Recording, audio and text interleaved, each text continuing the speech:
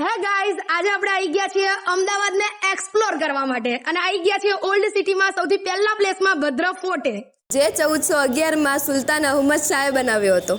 આપણે લોકો ભદ્રના કિલ્લા પછી એક યુનિક પ્લેસ ઉપર આવી ગયા છીએ, રાણીનો હજીરો. જે અહેમદ શાહ બાદશાહની જેટલી રાણીઓ છે ગાઈઝ, અહીંયા એમની બધાની અહીંયા કબર છે ગાઈઝ. 700 વર્ષ જૂની કબરો છે આ બધી. તો હેલો ગાઈઝ, આપણે પહોંચી ગયા છીએ ભદ્રકાળી માતાજીનું મંદિર. આ અમદાવાદની નગરદેવી માનવામાં આવે છે. મને પણ, હું ખુદ અમદાવાદમાં 22 વર્ષથી રહું છું, પણ એટલીસ્ટ 18-19ની એજ પછી જ મને ખબર પડી કે આપણા નગરદેવી એટલે ભદ્રકાળી માતાજીનું મંદિર. બહુ વર્ષો પુરાણું મંદિરની 2 મિનિટની દૂરી ઉપર 3 દરવાજા પણ આવેલા છે, જે ઐતિહાસિક પ્લેસ તરીકે જાણીતા છે. ગાઈઝ, તો હવે આપણે લોકો આવી ગયા છીએ લાલ દરવાજાનું માર્કેટ એક્સપ્લોર કરવા માટે.